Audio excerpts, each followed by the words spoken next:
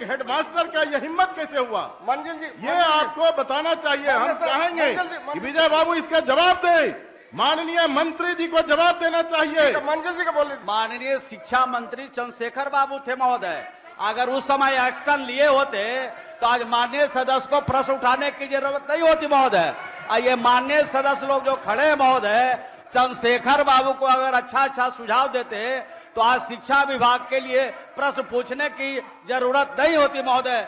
लेकिन पिछले दिनों शिक्षा विभाग का एक और सर्कुलर आया जिसमें आउटसोर्सिंग एजेंसी से बहाली नाइट गार्ड की हो रही है। माननीय सदस्यों ने जितने नाइट गार्ड की बहाली की है उसको 5,000 पेमेंट मिल रहा है, लेकिन आउटसोर्सिंग एजेंसी से जो बहाली हो रही है उसको 9,000 से ज्यादा पेमेंट मिल रहा है। तो पैसा एक ही जगह से जाना है, पद एक ही है, लेकिन माननीय सदस्यों को अपमानित करने के लिए केवल हमारे द्वारा बहाल को 5,000 और आउटसोर्सिंग एजेंसी से बहाल लोगों को 10,000 मिल रहा है। हम बिहारीगंज विधानसभा पर बोलेंगे, अन्य पर हम नहीं बोलेंगे। माननीय उपाध्यक्ष महोदय, मैं माननीय मंत्री महोदय से आग्रह करना चाहूंगा कि जो जवाब आया है, रात्रि प्रहरी का आवेदन मुझे भी प्राप्त हुआ है। मैंने रात्रि प्रहरी के मानदेय के भुगतान के लिए उसकी प्रबंध कारिणी की जो समिति की रजिस्टर कार्यवाही पंजी होती है वह पंजी जवाब देगी, या हेडमास्टर धूर्त के तरह जवाब दिया है। इसके पहले मुरलीगंज में एपीसी विद्यालय है, रात्रि प्रहरी का पैसा नहीं मिला, मर गया रात्रि प्रहरी। रात्रि प्रहरी का देहांत हो गया पैसा की बीमारी के इलाज के बिना। और माननीय उपाध्यक्ष महोदय, मैं माननीय मंत्री महोदय से आग्रह करना चाहूंगा, जिस समय माननीय मंत्री महोदय शिक्षा मंत्री महोदय थे, इनको भी हम लेटर दिए थे इसी रात्रि प्रहरी के माननीय लिए। सदस्य, माननीय मंत्री जी ने स्पष्ट शब्दों में कहा कि मैं भी यदि आप गलत होगा क्वेश्चन 27/6 उसका जवाब हम 27/6 को माननीय विजय बाबू को भी हम एक लेटर दिए थे इसी रात्रि प्रहरी के लिए। इतनी अवहेलना हो रही है प्रबंध कारिणी समिति की, इतनी अवहेलना हो रही है कि प्रबंध कारिणी समिति से अगर हम लोगों को मुक्त करा दिया जाए वह बढ़िया है। और प्रबंध कारिणी समिति कोई महत्व नहीं देता है। करोड़ों की राशि है इस विद्यालय में, जो निर्देश हम लोग देते हैं, विद्यालय का छत ढह रहा है, सब कुछ ढह रहा है, मकान ध्वस्त हो रहा है, करोड़ों की राशि खर्च नहीं हो रही है। हमारे 15 विधानसभा में 15 जो पुराना हाई स्कूल है, एक स्कूल का मैंने मीटिंग किया है, निर्देशित किया है, करोड़ों की राशि अभी जमा है, कोई खर्च नहीं करता है। हम लोग की अवहेलना हो रही है और विधायक के समय को वो लोग फालतू समझता है। इसलिए इस पर संज्ञान लिया जाए और हम लोगों के मान सम्मान को देखा जाए। बहुत बहुत धन्यवाद। एक मिनट बोल रहे हैं, बोल लीजिए। उपाध्यक्ष महोदय, माननीय सदस्य प्रबंध समिति के अध्यक्ष होते हैं और माननीय मंत्री जी का सरकार का भी हम लोग जवाब सुने महोदय। यदि प्रबंध समिति के अध्यक्ष ये कह रहे हैं कि जितनी बात माननीय सदस्य ने रखा है, जो वो समय पर आते थे और ड्यूटी करते थे, और प्रबंध समिति के अध्यक्ष के सर्टिफिकेट के बाद ये हेडमास्टर का सर्टिफिकेट का माननीय मंत्री जी उचित कहते हैं। और एक बिंदु नहीं, माननीय सदस्य ने यह भी कहा है कि प्रबंध समिति के अध्यक्ष के हैसियत से जो भी निर्णय लेते हैं, ये 15 स्कूल का जिक्र किए, एक में अनुपालन प्रधानाध्यापक द्वारा नहीं किया जाता है और वरीय पदाधिकारी उस पर नहीं। इस पर महोदय एक सदन की कमेटी होनी चाहिए, क्योंकि पूरी बिहार से ये मामला है, सभी हाई स्कूल से, जहां माननीय सदस्य का प्रतिष्ठा का सवाल है, तो एक सदन की कमेटी बननी चाहिए। ये माननीय मंत्री जी, माननीय मंत्री जी बोल रहे अध्यक्ष उपाध्यक्ष महोदय, ये एक सदस्य का नहीं है, ये मामला पूरे सदन के सभी सदस्यों का है और ये चिंता जायज है।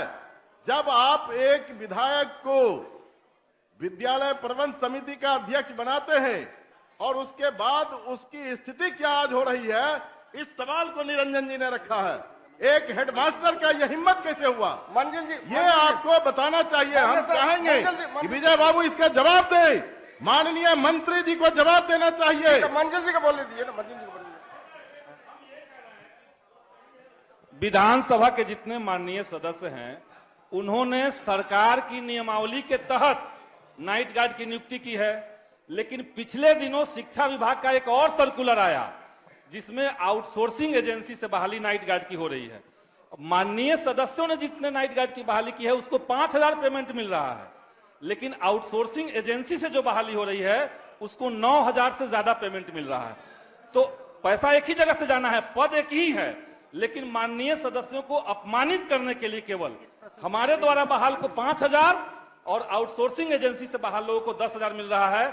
इस पे हम चाहते हैं कि माननीय मंत्री महोदय बात कहें। और इस माननीय मंत्री जी अब जवाब महोदय इसमें एक और बात जोड़ना चाहते हैं कि इसमें आउटसोर्सिंग एजेंसी का कोई टेंडरिंग नहीं है, पूरे मामले में कोई आरक्षण का प्रणाली लागू नहीं है, रोस्टर लागू नहीं है। इस पे मंत्री जी जवाब दे दें। आउटसोर्सिंग का कहीं नहीं लिखा हुआ है जिसका जवाब दे महोदय, लेकिन अब माननीय सदस्यों द्वारा चयनित जो नाइट गार्ड है उनका तो अपमान हो रहा है, उनका तो अपमान हो रहा है। माननीय मंत्री जी, सरकार की नियमावली से हम लोगों ने नाइट गार्ड बहाल किया था और एजेंसी से होगा 10,000 पेमेंट मिलेगा, हम करेंगे 5,000 पेमेंट मिलेगा। आग्रह ये है कि जो सदन की राय है और इसमें पक्ष विपक्ष सब शामिल हैं, और हम ये जो ललित जी ने कहा उसके साथ होने के बावजूद मैं कहता हूं कि ये सिस्टमेटिकली जो भ्रष्टाचार घुसा हुआ है हर लेवल पे, उसका प्रतिलक्षण है जो हर डिपार्टमेंट में हो जाता है और इस डिपार्टमेंट में हम लोग उसको फेस करते हैं। और ये जो सवाल है कि आउटसोर्सिंग के लिए 9,000 और 10,000 रुपीज गवर्नमेंट देती है और उसको 5,000 मिलता है, तो ये ठीक है, ये जो विसंगतियां हैं इसको जवाब दिया जाए इस पे और इस पे कमेटी बनाई जाए प्लीज। माननीय मंत्री जी, माननीय मंत्री जी।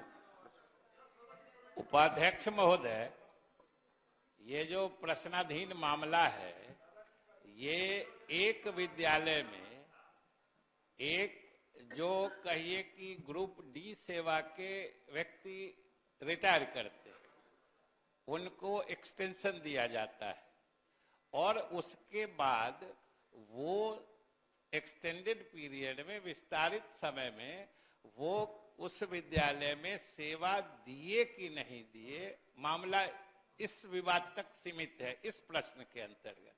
अब इसमें आउटसोर्सिंग का मामला, आरक्षण पालन करने का मामला, ये तो इस प्रश्न से संबंधित नहीं है। और जहां तक माननीय सदस्य ने कहा है कि आखिर विद्यालयों के अध्ययन अध्यापन कार्य में जो हमारे माननीय विधायक गण हैं उनका भी असर देखरेख रहे, इसी विचार के तहत तो सरकार ने उनको अध्यक्ष बनाया है। और हमने पहले ही कहा है कि अगर मामला किसकी इज्जत या कौन गड़बड़ कौन सही है इसका नहीं है, मामला ये है कि वो विस्तारित सेवा में विद्यालय में सेवा दे रहे थे कि नहीं, मात्र इतने का इसमें विवाद है।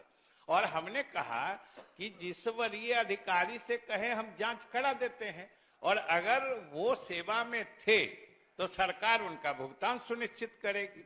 इसलिए इसमें कहाँ कोई इतना मैंने रोस्टर आउटसोर्सिंग कहाँ की बात आ गई इसमें। माननीय सदस्य श्रीमती भागीरथी देवी, एक क्वेश्चन में इतना समय नहीं लगेगा ना माननीय सदस्य का, बोलिए। माननीय मंत्री खेल विभाग।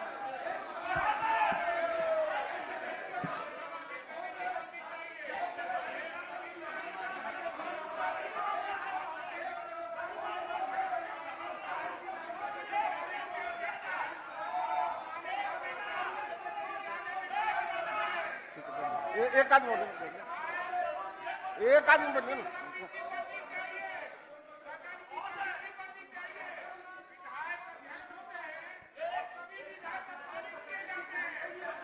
उपाध्यक्ष महोदय, बच जाइए आवाज। उपाध्यक्ष महोदय सुन लीजिए सरकार। जब प्रश्नकर्ता माननीय सदस्य संतुष्ट है महोदय, तो माननीय विपक्ष के जो विधायक है उनको इसमें क्या मतलब है? बहुत महोदय, ये बात सही है कि माननीय विधायक ने जो सवाल खड़ा किया महोदय और उन्होंने जो पत्र लिखा महोदय, माननीय शिक्षा मंत्री चंद्रशेखर बाबू थे महोदय।